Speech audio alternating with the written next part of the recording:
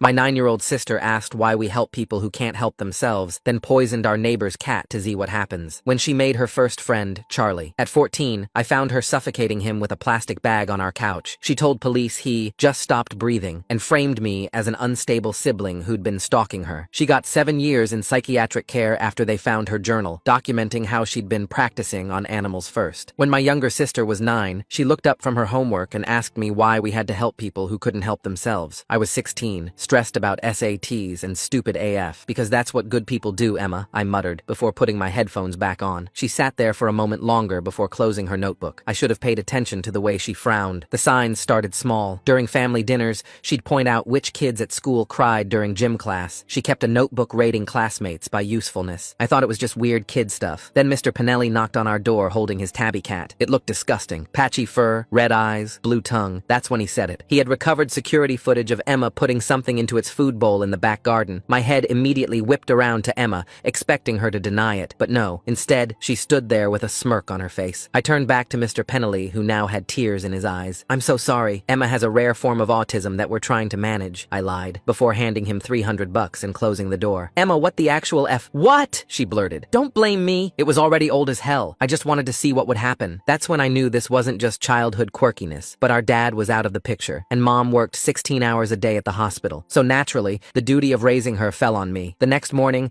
I did the most responsible thing ever. I went on a Barnes & Noble's shopping spree. I must have spent almost $150 on child development books, and stayed up all night reading about conduct disorders. I didn't stop until I felt like I had enough information to be the next Mary Poppins. I always thought our first talk would be about puberty and intimacy. But no, it was about empathy and having basic care for others. I thought everything was going well until I finished, because that's when she tilted her head and asked, so if natural selection is real, why do we keep the defective ones around? The word defective made my skin crawl, but I knew I had no choice but to keep going, and keep going I did. I found a therapist who specialized in childhood behavioral issues. I enrolled her in softball, hoping team sports would teach cooperation. I even made her volunteer with me at the animal shelter, while keeping a close eye on her obviously LOL. For months, I got no complaints from teachers. She seemed engaged in therapy. Finally, I could breathe, or so I thought. I was in work one day when I got the call. It was Mrs. Perth, Emma's support group leader. Her voice was shaky. I need to discuss something about Emma. We found our therapy hamster in her backpack, and there were marks on it. Injection marks. And a notebook documenting its stress responses to different stimuli. My stomach dropped. I thanked her for telling me, and hung up so she wouldn't know I was having a panic attack. I wanted so desperately for the situation to fix itself, and luckily, it did. Because that evening when I confronted Emma, she had tears in her eyes. Mrs. Perth has been targeting me since day one. She thinks I'm creepy because I ask questions. Check the hamster. I bet there's no marks. She was right. When I demanded to see the hamster, it was completely fine. No marks. No notebook either. Emma had never lied to me before. Even about the cat, she'd admitted it immediately. So I believed her. I took her out of the group that week. Surely the therapist and softball were enough of a support network, right? And a month later, Emma said something so insane my heart almost burst. I made a friend. A real one, she exclaimed with a huge grin. She showed me a picture of a boy named Charlie. Scrawny, glasses, probably freshman year like her. He's in my school. He's perfect. I mean, he's perfect for me. The way she corrected herself made my chest tight, but her eyes seemed genuine, almost soft. I remembered being 14, how intense first crushes felt. Maybe this was what she needed, a real connection. I met Charlie that Friday when Emma invited him over. He was everything I'd pictured. Quiet, anxious, picked at his food, but he smiled when Emma talked. After pasta, I told them they could hang out in the living room while I cleaned up. I wanted to give them space, but keep them in sight. I was scrubbing dishes when I heard a thud, then silence. The type of silence that only happens when something's wrong. I found them by the couch. Emma had a plastic bag wrapped around Charlie's head, her full weight on his chest. His face was dark red, eyes wide and unfocused, legs barely twitching. I shoved her off, but his body was limp. No breath, no pulse. I tried CPR while screaming at Emma to call 911. She just stood there, calm. He didn't even try to push me off, she laughed. I knew he wouldn't. That's why I picked him. My hands shook uncontrollably as I dialed. The dispatcher answered on the second ring. I forced words through my constricted throat while Emma walked to the kitchen sink and washed her hands methodically. She dried them on the dish towel, then returned to stand beside me, tilting her head at Charlie's motionless form. The dispatcher kept asking questions. I gave our address 3 times before she understood through my gasping. Emma reached down and smoothed Charlie's hair, adjusting his glasses so they sat straight on his still face. Her movements were gentle, almost tender. She glanced at me with those calculating eyes. She moved Charlie's arm so it draped more naturally across his chest. Then she positioned his legs straight, parallel to each other. Her efficiency made my skin crawl. When she grabbed a throw pillow from the couch and placed it under his head, I nearly vomited. She was staging him. The sirens grew louder. Emma sat cross-legged beside Charlie, taking his hand in both of hers. She began rocking slightly, practicing different expressions in the reflection of the TV screen. First confusion, then shock, finally settling on devastation. By the time the paramedics burst through our front door, she had tears streaming down her face. 2 paramedics rushed to Charlie while a third guided me away. I couldn't stop the CPR motions, even though my arms screamed in protest. They had to physically pull me back. Emma stayed by Charlie's side, explaining in a trembling voice how we were watching a movie, and he just stopped breathing. Her voice cracked perfectly on the word breathing. I watched her unconsciously mirror Charlie's final expression while she spoke to them. The slight parting of lips, the unfocused eyes. She caught herself and shifted back to practiced grief. The lead paramedic worked on Charlie for several minutes before making the call. Time of death, 7:43 p.m. Police arrived as they were covering Charlie's body. 2 officers, one older with gray temples, one younger who kept touching his holster nervously. They separated us immediately. Emma in the living room with the younger officer, me in the kitchen with the veteran. The older officer asked me to start from the beginning. I explained Emma inviting Charlie over, making dinner, letting them hang out. My voice stayed remarkably steady until I described finding them. Then the words tumbled out in a rush. The bag, her weight on him, what she said about picking him. He wrote everything down, but his expression remained neutral. Through the doorway, I could see Emma gesturing animatedly to the younger officer, wiping tears, pointing at the couch where they'd been sitting. She pulled out her phone, showing him something. Pictures from earlier, I realized. Evidence of a normal, happy evening. The officer asked if our parents were home. I explained about Mom's shift at the hospital. He requested her number. While he stepped away to call, I strained to hear Emma's conversation. She was describing how Charlie had been tired lately, how he'd mentioned feeling dizzy earlier, lies wrapped in enough truth to sound believable. My phone buzzed. Emma had already started texting our extended family. Something terrible happened. Charlie stopped breathing. I'm so scared. The messages kept coming. To our aunts, our grandmother, Mom's best friend, each one painting her as the traumatized victim before anyone could hear my version. The officer returned, informing me that Mom was on her way. He said they'd need to wait for her before formally questioning Emma since she was a minor, but I was 18, so we could continue. He asked about Emma's mental health history. I hesitated, mentioning the therapy, the support group incident, the cat. It would help my case, but it would also make me look like I'd been negligent, letting her be alone with Charlie despite knowing her issues. Before I could decide, Mom burst through the door, still in her scrubs. She took one look at the covered form on our living room floor, and her legs buckled. Emma flew into her arms, sobbing about how scared she was, how Charlie just stopped breathing, how I went crazy trying to save him, but it was too late. Mom held her, looking at me over Emma's shoulder. Her eyes held a question I couldn't answer. Not with Emma right there, not with the police watching. Emma turned her face into Mom's shoulder, but I caught the slight upturn of her lips. Behind Mom's back, her fingers moved. Natural. Selection. She mouthed the words silently. The younger officer suggested Mom take Emma to the hospital to be checked for shock. As they gathered their things, Emma clung to Mom, whimpering about seeing Charlie's face, how pale he looked, how she tried to help but didn't know what to do. Mom stroked her hair, murmuring comfort, already deep in protective mother mode. They left me there with the older officer and the crime scene team that had arrived. I gave my statement 2 more times. Each retelling felt more surreal. The officer asked about security cameras. I remembered my laptop in the living room, the one I used for remote work. It had motion detection software running. I moved toward it, but the officer stopped me. Evidence, he said. They'd need to process it properly. Emma must have noticed it too, because she'd already started her preemptive strike. As the crime scene photographer worked, I heard her voice from outside, telling arriving family members about my obsession with monitoring her, how I had cameras recording her every move. Charlie's parents arrived in a rush of demands and tears. His mother collapsed when she saw the covered form. His father kept asking what happened, how this was possible, why nobody called them sooner. I tried to approach, but the officer held me back. This was an active scene, he reminded me. In the chaos, our grandmother arrived for her weekly Friday dinner, unaware of the situation. She saw the police cars and paramedics and immediately clutched her chest. Someone called for her heart medication. Her pills were in her purse, but her purse was in her car, and her car was blocked by the ambulance. The simple task became a complex production. While everyone scrambled to help our grandmother, Emma took charge of Charlie's parents. I watched her approach them with hesitant steps, wringing her hands. She spoke softly, telling them how Charlie was her first real friend, how kind he'd been to her, how she couldn't understand what happened. His mother, desperate for any connection to her son's last moments, pulled Emma into a fierce hug. The cat started yowling from somewhere. In the chaos, nobody had fed it. It was Mr. Pinelli's replacement cat, the one he'd gotten after Emma poisoned the first one. He'd asked us to feed it while he was away for the weekend. Another responsibility in a night full of them. The officer said I couldn't leave the scene yet. Emma volunteered to handle it. She extracted herself from Charlie's mother's embrace with gentle touches and promises to share photos of Charlie from earlier. As she walked past me toward the back door, she paused. Her expression was perfectly crafted concern, but her eyes held that familiar coldness. She returned minutes later later, shaking her head sadly. The cat had somehow gotten out, she reported. Must have been all the people coming and going. She'd put food out and hoped it would come back. Another lie, probably. Another small cruelty in a night full of them. Mom's friend Catherine arrived to pick up her daughter who was supposed to sleep over. She took in the scene, police, paramedics, our grandmother being tended to, Charlie's parents sobbing, and immediately focused on me. I must have looked as destroyed as I felt because she pulled me aside, rubbing my back. She mentioned how strong I'd been since Dad left, how much I'd taken on with Emma, but everyone had breaking points, she said gently. The comparison to my breakdown after Dad's abandonment stung. That's how I looked to her, not like someone whose sister had just murdered a boy, but like someone having another mental health crisis. My laptop sat on the coffee table, its camera facing the couch where everything had happened. The motion detection software would have caught it all. Emma's attack, Charlie's struggle, her confession. But when I mentioned it to the officer, Emma piped up immediately. She'd noticed me recording her and Charlie earlier, she said, watching them through the camera while I was in the kitchen. It made her uncomfortable, but she didn't want to embarrass me in front of her friend. The implication was clear. I wasn't preserving evidence. I was a creepy older sibling who'd been spying on my sister's innocent date. The younger officer made a note. When I protested, tried to explain about the security software, I sounded defensive. Guilty. The crime scene team bagged my laptop. They'd analyze it, the officer assured me. But Emma had already poisoned the well. Whatever they found would be viewed through her lens. Obsessive sibling monitoring sister's every move, possibly even recording minors without consent. My phone kept buzzing. Emma's initial texts had done their work. Family members asking if she was okay, if she needed anything. How horrible this must be for her. A few asked about me, but only in the context of whether I was supporting Emma through this trauma. She'd established the narrative before I could say a word. I tried to text Mrs. Perth about the hamster incident. Maybe if she knew what happened, she'd come forward about what she'd really seen. But my frantic messages probably looked exactly like what Emma was claiming. Harassment, instability, desperate attempts to shift blame. I deleted them before hitting send, but the damage was done in my mind. The house filled with more people. Charlie's extended family, our aunts and uncles, Mom's co-workers who'd heard the news. Each arrival gave Emma another audience for her performance. She cycled through grief, shock, and fear with practiced precision. Sometimes she'd catch my eye mid-sob, and I'd see that flicker of satisfaction. Child Protective Services arrived around 10 p.m. They needed to assess the situation, ensure Emma was safe. The irony almost made me laugh. They asked for her medical history, her therapy records, any relevant documentation. Mom was too sedated from shock to provide coherent answers. The information would have to wait until morning. I sat in our kitchen as they processed our living room. Through the window, I could see neighbors gathering outside, whispering among themselves. Tomorrow, it would be on the neighborhood Facebook page, the Nextdoor app. Every local gossip chain would have their version of events, and none of them would include the truth. Emma found moments to twist the knife. When she brought Charlie's mother water, she made sure to mention how Charlie had been teaching her to play Minecraft, how they'd been planning to start a server together. She showed his parents their Discord conversations on her phone, innocent messages about homework and games, carefully curated to show a sweet friendship. What she didn't show were the messages I knew must exist, the ones where she'd been testing him, pushing boundaries, seeing how much control she had, but I had no proof. Just the certainty that Emma never did anything without calculation. The medical examiner arrived to take Charlie's body. As they wheeled him out, Emma broke down again. This time she collapsed completely, hyperventilating about seeing him leave, how final it was. The paramedics checked her vitals, suggested she go to the hospital for evaluation. Mom agreed immediately. Before they left, Emma hugged our grandmother, whispering something that made the older woman pat her head sympathetically. She hugged each of our aunts, Charlie's parents, even the officers, building her network of support and sympathy with each embrace. When she reached me, she hesitated. The room watched, waiting to see if the traumatized girl would embrace her older sibling. She stepped forward slowly, uncertainly. When she wrapped her arms around me, she felt small, fragile. To everyone watching, it looked like a scared child seeking comfort. Only I felt her fingers dig into my back. Only I heard her whisper. She pulled back with tears in her eyes, touching my face gently before returning to Mom's side. The perfect victim, the grieving friend, the scared little girl who'd just lost someone special. She'd won this round before I'd even understood we were playing. As they prepared to leave for the hospital, the older officer informed me I'd need to come to the station tomorrow to give a formal statement. They'd have more questions. The laptop would be analyzed. The scene would be processed. Everything would be done properly, he assured me. But I knew it wouldn't matter. Emma had already written the story. Unstable older sibling, recently traumatized by father's abandonment, possibly having another breakdown, obsessive monitoring of innocent younger sister, paranoid accusations during a tragic accident. She'd given them a narrative that was easier to believe than the truth. The house emptied slowly. Charlie's parents were the last to leave, his mother clutching the photo Emma had given her, a selfie of Emma and Charlie from earlier that evening, both smiling at the camera, happy, normal, the last image of their son alive, courtesy of his killer. I stood in our empty living room, staring at the spot where Charlie had died. The carpet showed no signs of violence, house. No evidence of the horror that had happened there. Just like with the cat, just like with the hamster. Emma knew how to hide her tracks, how to make truth look like lies, and lies look like truth. My phone buzzed one last time. A text from Emma. "Thank you for trying to save him. I know you did everything you could. I love you." Attached was a photo, her at the hospital, looking small and broken in the emergency room bed, Mom holding her hand. The perfect ending to her first act. But I knew there would be more. This was just the beginning of Emma's performance, and I was the only one who could see the strings. The question was whether anyone would believe me, or if Emma had already won. Tomorrow would bring formal statements, investigations, questions. But tonight, Emma controlled the narrative, and I stood alone in a house that still smelled faintly of pasta and death, knowing that my sister had murdered a boy and framed me for negligence in one elegant move. The cat never came back. I found its body under the back porch 3 days later, but by then, nobody cared about one more small tragedy in a week full of them. Emma had bigger game now, and I was running out of time to stop her. Emma's grief counseling sessions started the following week with Ms. Rodriguez, who'd been my English teacher sophomore year. She'd transitioned to social work after getting her master's degree, and Emma specifically requested her. I realized why during the third session when Ms. Rodriguez pulled me aside afterward. She held a folder containing photocopies of essays I'd written for her class years ago. If you guys haven't already, please like the video. One about family stress after Dad left, another about feeling responsible for Emma's development, a third describing my fears about failing as a substitute parent. Emma had found them in our shared Google Drive and printed them out, highlighting passages about my control issues and obsessive need to monitor Emma's every move. The detective assigned to Charlie's case called me in for another interview. Detective Chen sat across from me in the small interrogation room, sliding printed screenshots across the table. Text messages I'd sent to my best friend when I was 17, venting about teenage frustrations. One particular message stood out in yellow highlighter. "I could strangle her sometimes. She drives me absolutely insane." Emma had provided these, along with a detailed timeline of my escalating aggression toward her. The detective asked me to explain the context. I tried, but every explanation sounded like an excuse. Every clarification made me seem more unstable. Our grandmother started visiting Emma daily at the house while I was banned from being there during Emma's recovery period. After 2 weeks of these visits, Grandma's story began changing. She'd mentioned details that didn't match reality, like insisting I'd been at work the day of Charlie's death when I'd actually been home. Emma would gently correct her, patting her hand sympathetically while shooting me meaningful looks. The Ring doorbell footage from the Johnsons' house 3 doors down became crucial evidence. It showed me arriving home at 5:47 p.m. and Emma arriving with Charlie at 6:15 p.m. The gap proved I'd been home alone before they arrived, which Emma's lawyer used to suggest I'd had time to plan something. The footage showed nothing of what happened inside, but the timeline became another piece of Emma's narrative. I continued gathering evidence on my own,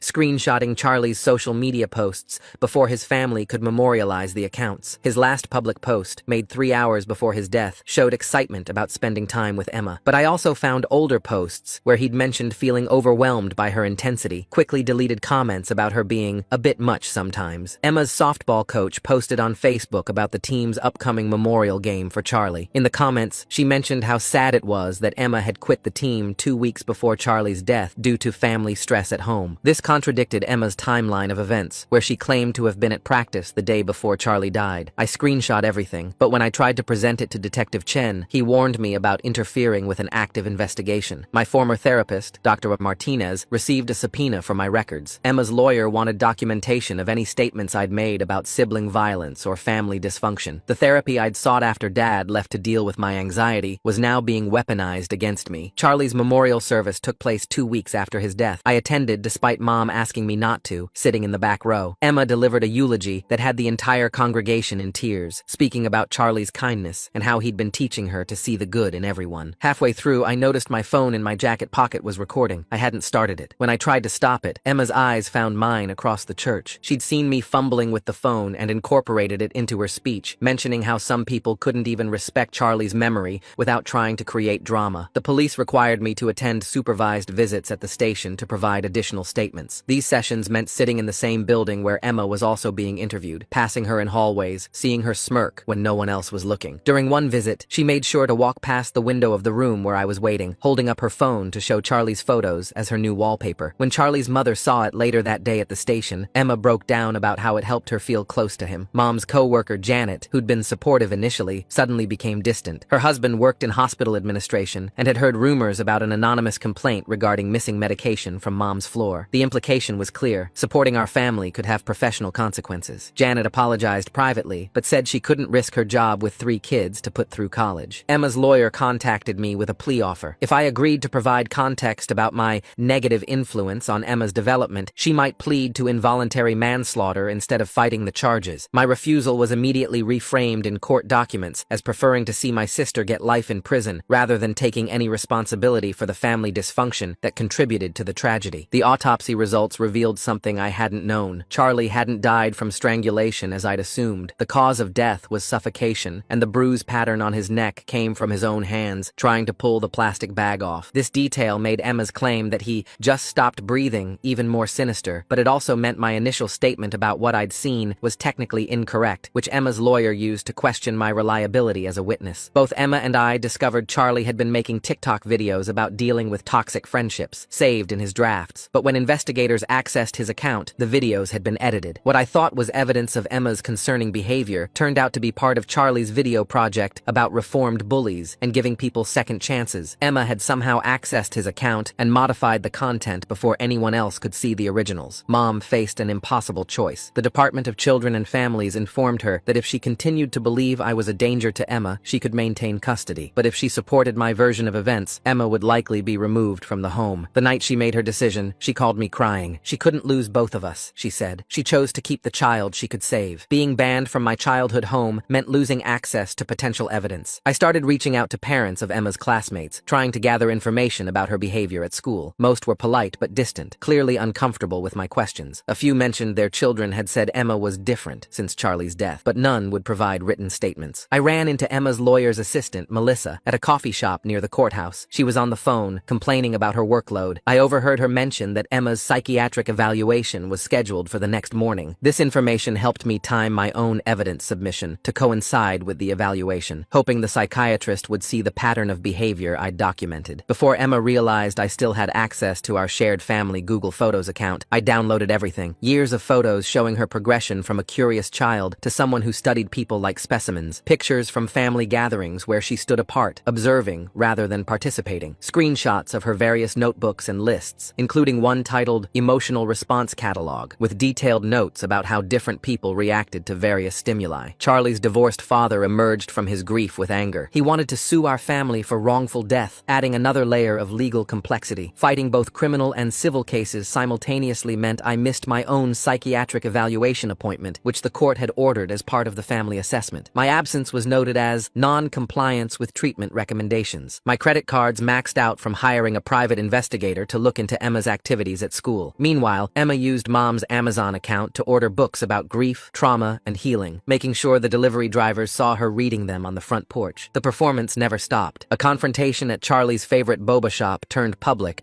when I encountered Emma there with classmates, playing the role of the grieving friend trying to feel close to Charlie's memory. My presence caused a scene that traumatized the teenage employees. The incident made it onto social media, framing me as the unstable sibling harassing a grieving child. I lost my job at the bookstore after customers complained about feeling unsafe around me. The owner apologized but said he couldn't ignore multiple complaints. The person hired to replace me was the mother of one of Emma's friends, someone who'd been vocally supportive of Emma on social media. Living in my car while Emma redecorated my old room as a grief sanctuary felt like a cruel joke. She posted photos of the transformation online, explaining how she needed to create a space to process her trauma. The room where I'd spent years trying to raise her right became a monument to her manipulation. Mom begged me to stop investigating, to let Charlie rest in peace and get help for what she called my delusions. The word hit hard because I could see how it looked from the outside. Every piece of evidence I gathered could be interpreted differently. Every action I took to expose Emma made me look more unstable. My investigation had unintended consequences. When I shared evidence with Charlie's best friend Marcus, hoping he'd corroborate Emma's concerning behavior, his parents discovered our communication. They complained to the school, and Marcus was suspended for sharing harmful content about a fellow student. The stress of the suspension and potential legal ramifications caused Marcus's parents to separate. Knowing my investigation was traumatizing, Charlie's friend group weighed on me, but stopping meant letting Emma win. I pushed forward, even as more families asked me to leave their children alone. The harm I was causing in pursuit of justice became another weapon Emma could use against me. My last supporter, Mrs. Chen, who'd taught both Emma and me in elementary school, asked to meet with me. Over coffee, she gently suggested that Emma might just be a broken child dealing with trauma in unhealthy ways. When I tried to explain the pattern of behavior going back years, she looked at me with such pity that I couldn't continue. How could I explain Emma's calculated cruelty without sounding cruel myself? In a moment of desperation, I I publicly admitted to failing Emma by not getting her help sooner. I thought taking responsibility might make people more willing to listen to my concerns. Instead, it undermined my credibility further. Emma's lawyer filed court documents citing my admission as evidence of my guilt and negligence. Going through old messages, I found texts from Charlie sent weeks before his death, casual mentions of Emma being weird or intense that I'd dismissed as teenage drama. One message in particular haunted me. Emma's acting strange lately. She keeps asking hypothetical questions about trust and loyalty. Should I be worried? I'd responded that Emma was just socially awkward and he should be patient with her. Emma's lawyer used my own evidence against me, filing a motion to try Emma as a juvenile rather than an adult. The motion argued that my systematic harassment and persecution of Emma proved the family dysfunction that contributed to Charlie's death. Every piece of evidence I'd gathered became proof of my obsession rather than Emma's guilt. Understanding Emma's motivation required admitting uncomfortable truths. She'd felt abandoned when Dad left, and I'd been too caught up in my own pain to see hers. Her questions about helping people who couldn't help themselves had been a genuine attempt to understand why Dad hadn't stayed to help us. But somewhere along the way, that abandonment had twisted into something darker, a need to matter completely to someone, even if it meant destroying them. To access Emma's early therapy records, I had to break into Mom's home office while she was at work. I'd promised her when Dad left that I'd never violate her trust. Breaking that promise felt like crossing a line I couldn't uncross. But in those records, I found documentation of Emma's early signs of conduct disorder